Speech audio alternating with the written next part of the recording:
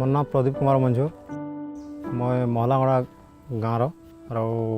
Manpur panchayat block भेड़न आम परिवार माँ बापा भाई बहन रोजु आ 12 वर्ष है मुझे खेतर काम ताने खेत चाष करी ओसिन गोटे औष है एंदा गोटे औष है ये चकड़ा न लावर आगु देले ताने चकड़ाटा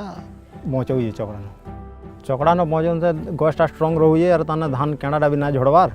ताने केणाटा भल से पाची हुए और धान ओजन भी आउे ओसिन आमर ये पिला माने जेन आउन ये माने ताने ओसिनटा व्यवहार कर बोली कहले और ये मानकरनु ताने व्यवहार करी आमे ओसिनटा ठीक से रिजल्ट पाइलु ओसिन जितकी ताने आम बजार रे मिलु जे चकड़ार उष ओसिनटा मुझे 3-4 वर्ष आगु व्यवहार कर आलिन जे ओसिनटा ताने बाकी उषरु ओसिनटा टी अधिका लास्टिंग करुजे और उषटा ताने कम उषमरा पड़ुजे जेन चाषी ताने आमर ओसिन पीआई उषड़ा जे ताने नहीं करबार से ताने इतिर ताने लाभदायक से जानी ना पारबा ओसिन जे व्यवहार करुए चाष से भल से रिजल्ट पाऊे और से ही ताने भल से इम्प्रूव भी करुए और